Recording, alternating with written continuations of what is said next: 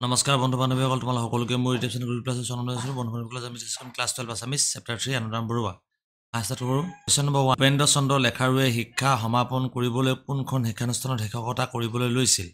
ইয়াৰ correct এনচাৰটো হ'ব এনেধৰণৰ, উপেন্দ্ৰ চন্দ্ৰ লেখাৰুৱে শিক্ষা সমাপন কৰিবলৈ উত্তৰ গুৱাহাটীৰ কমলদেৱ হাইস্কুলত শিক্ষকতা কৰিবলৈ লৈছিল। মনত ৰাখিবা। নেক্সট কুৱেশ্যন নম্বৰ 2, উপেন্দ্ৰ চন্দ্ৰ লেখাৰু সম্পাদন কৰা বৃহৎ কলেবৰৰ গ্ৰন্থখনৰ নাম কি? ইয়াৰ শুদ্ধটো হ'ব এনেধৰণৰ, উপেন্দ্ৰ চন্দ্ৰ লেখাৰুৱে সম্পাদন কৰা বৃহৎ কলেবৰৰ গ্ৰন্থখনৰ নাম হ'ল কথাগুৰু চৰিত। মনত ৰাখিবা।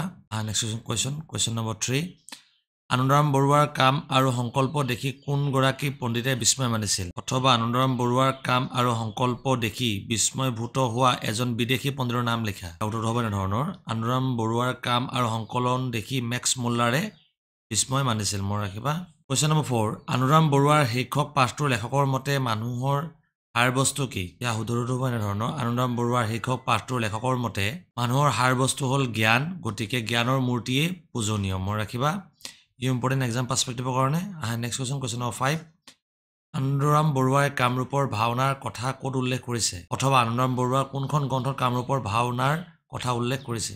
ইয়াৰ কাৰেক্ট এনচাৰটো মানে এনেধৰণৰ, আনন্দৰামে কামৰূপৰ ভাওনা কথা মহাবীৰ চৰিতত গ্ৰন্থত উল্লেখ কৰিছে। কুৱেশ্যন নম্বৰ 6, আনন্দৰামে ল'ৰাকালতে কণ্ঠস্থ কৰা গ্ৰন্থখনৰ নাম কি? কাৰেক্ট এনচাৰটো হৈছে, আনন্দৰামে ল'ৰাকালত কণ্ঠস্থ কৰা গ্ৰন্থখনৰ নাম হ'ল অমৰ কোষ। মনত ৰাখিবা, ইও বাৰে বাৰে আহে এক্সামত।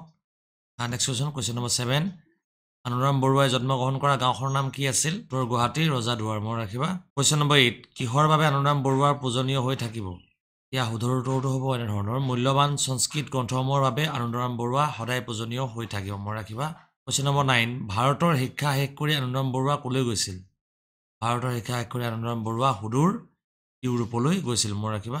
কুৱেশ্যন নম্বৰ 10, আনন্দৰাম বৰুৱাৰ কোনখন কলেজৰ পৰা স্নাতক ডিগ্ৰী লাভ কৰিছিল? কাৰেক্ট এনচাৰটো হৈছে, আনন্দৰাম বৰুৱাই কলিকতাৰ প্ৰেচিডেন্সি কলেজৰ পৰা 1869 চনত আইন স্নাতকৰ ডিগ্ৰী লাভ কৰিছিল। কুৱেশ্যন নম্বৰ 11, আন অসমীয়াৰ দৰে আনন্দৰাম বৰুৱাই কি খাই ডাঙৰ দীঘল হৈছিল? কাৰেক্ট এনচাৰটো হৈছে, আন অসমীয়াৰ দৰে আনন্দৰামে খাৰ পাত কল কুঁহিয়াৰ খায়ে ডাঙৰ দীঘল হৈছিল। মনত ৰাখিবা। কুৱেশ্যন নম্বৰ 12, আনন্দৰামে কামৰূপৰ ভাওনাৰ কথা ক'ত উল্লেখ কৰিছে? আনন্দৰামে মহাবীৰ চৰিত্ৰত সংস্কৃতৰ ব্যাখ্যাত নাট অভিনয়ৰ বিষয়ে লিখোঁতে কামৰূপৰ ভাওনাৰ কথাও উল্লেখ কৰিছিলে। মনত ৰাখিবা। কুৱেশ্যন নম্বৰ 13, কিহৰ গুণত আনন্দৰামে অসাধাৰণ জ্ঞানী আৰু অসাধাৰণ কৰ্মী হ'ব পাৰিছিল? কাৰেক্ট এনচাৰটো হ'ব, আনন্দৰাম সদায় এজন একাগ্ৰত ছাত্ৰ আছিল আৰু একাগ্ৰতাৰ গুণতে আনন্দৰামে অসাধাৰণ জ্ঞানী আৰু অসাধাৰণ কৰ্মী হ'ব পাৰিছিল। কৰ্মত ফ'কাছ কৰা মানুহ আছে। কুৱেশ্যন নম্বৰ 14, 19 শতিকাৰ অসমৰ পৰা বাংলাদেশলৈ যাবলৈ মানুহে কিহৰ ভয় কৰিছিল? 14 নম্বৰ, 19 শতিকাত অসমৰ পৰা বংগদেশলৈ যাবলৈ মানুহে কিহৰ ভয় কৰিছিল? ইয়াৰ কাৰেক্ট এনচাৰটো হ'ব এনেধৰণৰ, পথ দুৰ্গম হোৱাৰ বাবে 19 শতিকাৰ অসমৰ পৰা বাংলাদেশলৈ যাবলৈ মানুহে ভয় কৰিছিল। মনত ৰাখিবা। কুৱেশ্যন নম্বৰ 15, আনন্দৰাম বৰুৱাৰ জন্ম ক'ত হৈছিল? ইয়াৰ কাৰেক্ট এনচাৰটো হ'ব, আনন্দৰাম বৰুৱাৰ জন্ম 1850 চনৰ 21 মে'ত তাৰিখে উত্তৰ গুৱাহাটী ৰজাদুৱাৰত হৈছিল। মনত ৰাখিবা। কুৱেশ্যন নম্বৰ 16, আনন্দৰাম বৰুৱাৰ জীৱনৰ মূল মন্ত্ৰ কি আছিল?